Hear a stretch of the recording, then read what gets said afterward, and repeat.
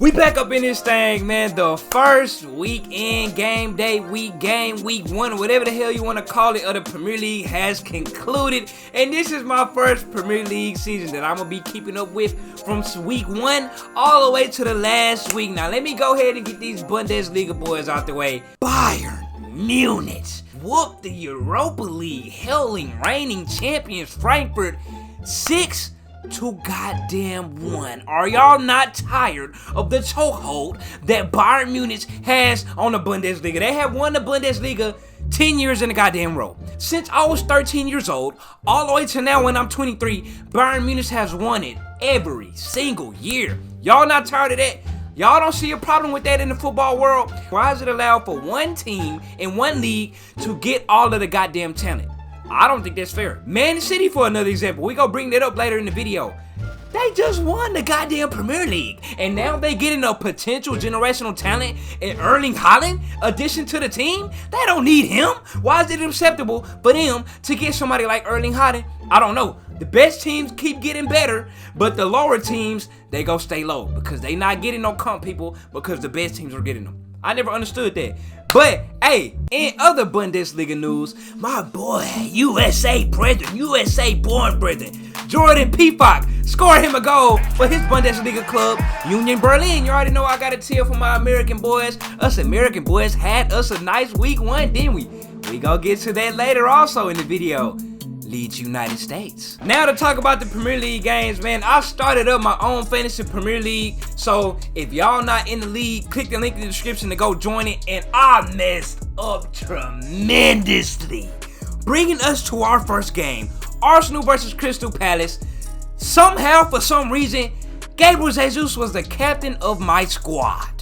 Mr. Gabriel Jesus was the captain of my fantasy Premier League team. Only dropped 46 points today. Gabriel Jesus only scored 2 points. I ended up live streaming. I did a watch along on it. The commentator was like, Arsenal only won like 1 of the last 8 times they played at Crystal Palace.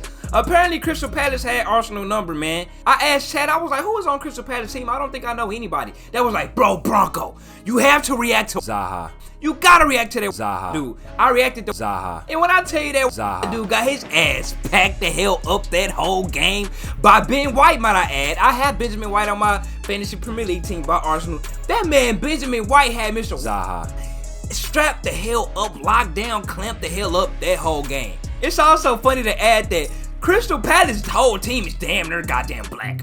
Their whole team is damn near black. And then when they showed their manager on the side, I was like, whoa, do they got a black manager? And then I was like, that makes sense. That makes sense. I have never seen a black manager before. Crystal Palace has a black manager, and is it a coincidence that the whole team is goddamn black?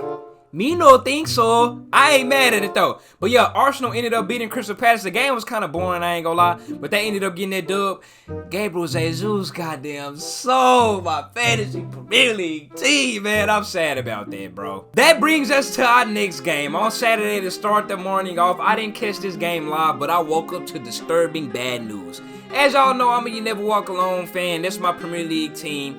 The game happened at like 6 in the morning where I'm at in Texas. If y'all see my Premier League table prediction video, I predicted Liverpool to win the goddamn Champions League. I just knew that was finna whoop Fulham ass. I just knew that was finna smack Fulham up and down that goddamn pitch. I woke up in the morning and I seen the score was 2-2. We tied up with Fulham, a relegation club. And to make matters worse, I checked my fantasy Premier League team and Mohamed Salah drops like 12 points. If I'd have had Mo as my captain, he would have gave me like 24 points combined because of that time 2 multiplier. So I was down bad. You already know everybody was in my DMs talking to, what happened to Liverpool? You chose Liverpool to win the league, blah, blah, blah this, blah, blah, blah that. And then Mr. Klopp, Jurgen Klopp, says in an interview that they pitch was kind of dry. Now, today on Twitch, I reacted to the highlights, and one of Fulham players was running. He celebrated after he scored. He tried to do the double knee slide celebration. When I tell you, he almost scraped the skin off both knees and almost tore both ACLs. He slid about 2 inches far and got popped up like he hit a rock in the middle of the road and damn near tore both ACLs. Klopp was indeed telling the truth about that pitch being dry. Everybody talking about some excuses. Telling Fulham boys to throw some water on that damn pitch next time, bro. This is not the EFL Championship. This is the Premier League. This is the big leagues, buddy. Throw some water on that damn pitch next time before somebody gets seriously hurt. Leeds United versus Wolverhampton happened. You already know. I'm American. You already know every American has to be a fan of Leeds United. They got an American coach. They got that boy Brendan Aronson over there. And they also got my boy Tyler Adams over there. Speaking of Brendan Aronson, the young buck out of America, US of A. He was a goddamn dog out there on that field. He led to the contribution of Leeds' first goal. Wolverhampton's had the ball, and Brendan Aronson put that pace on him. He put that dog on him. He attached to that ball like a goddamn magnet. He said, man, you give me that ball. I'm a goddamn hyena. I need that. Leeds ended up doing a few more passes, and then they ended up scoring because of Brendan Aronson's hustle. That's what type of player he is. He one of those players that you would love to have on a team. Later on in the game, Leeds United States was on a counterattack. Aronson right there for the tap in for his first goal in his first game in the Premier League. They later called it an own goal, but we all know they wasn't an own goal. Hood say it's not an own goal. Hood saying that's a goal for Brendan Aronson, man. We all know that's a goal for Mr. Aronson. He gonna be a great addition to y'all Leeds boys, I'm telling you. And he gonna do wonders for us in the World Cup period for the US of A. Next, we had Aston Villa and Bournemouth, bro. Steve, what the hell do y'all got going on over there? I called myself going for y'all the last game of last season. We needed y'all to contain Man City, at least draw, at least drew them, is that a word? At least tie with them. Y'all up 2-0 in the 70th minute. Y'all let them score 3 straight goals all within, what, 10 minutes, 5 minutes, something like that? Steve! And now y'all losing to Bournemouth, a team that just got relegated up, by the way. The stadium can only hold about 300 people. I reacted to the highlights on stream. They scored a goal 2 minutes in on y'all ass, bro. 2 minutes in, they scored a goal, and then they got another one at the 80th minute to beat y'all 2-0. It's funny because I got a homeboy, I got a friend, and he was like, I think my Premier League team gonna be Bournemouth because I like their jerseys. I was like, you better than me going for a goddamn relegation club. Could be me. I'm not finna go through all of that pain and suffering and stressfulness and non-winning going for the relegation club, but it looked like Bournemouth finna find their way. They say they hurt. Now it leads us to Everton and Chelsea. I ended up watching this game live. One of Everton's players, Mr. Godfrey, I forgot his first name. The ball went out of bounds, right? It was out of play, and the Everton goalkeeper kicked it back into play, and everybody's running towards the ball thinking the ball is in play. Here come Godfrey. He take the legs out from under one of the Chelsea players, truck his ass, and he ended up, I'm pretty sure he broke his ankle. He ended up breaking his ankle, getting seriously hurt, playing for a ball that wasn't even supposed to be in play. That's just sad for Everton. I don't know if that's gonna be like the upper tone, if that sets the upper tone or like a foreshadow of the way y'all season go, but I did predict y'all boys to get relegated. We see what Minnesota United did to y'all boys. Y'all had a horrible preseason, and then y'all started off the season bad, and plus possibly a season-ending injury with this Godfrey dude. And Chelsea, don't think y'all off the hook either, because y'all didn't look too flattering that game either yourselves. Y'all didn't look too flattering. Y'all only goal was off of a penalty. That boy's Jorginho had hit him a penalty. It was like the ninth minute in extra time. In my Premier League table predictions, I predicted Chelsea to finish like 5th or 6th or something like that.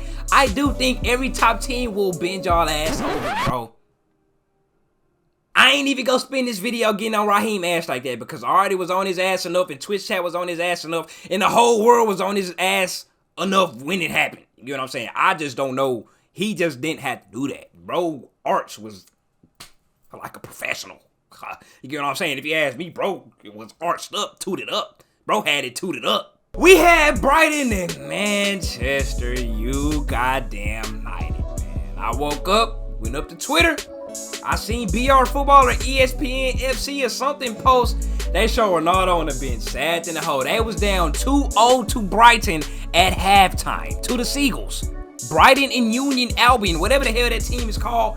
They was down to them 2-0, man. United, it look like it's finna be another year. It looks like it's gonna be another year for y'all, man. And I feel bad for Barcelona front office, because Frankie de Jong ass is definitely not finna want to go over there and play for y'all after they're showing against Brighton. Prayers up for the Manchester United boys, because Manchester is obviously blue. I'm a new fan. I just started watching, but in my eyes, I don't know the history like that. Manchester is blue in my eyes, in my American eyes.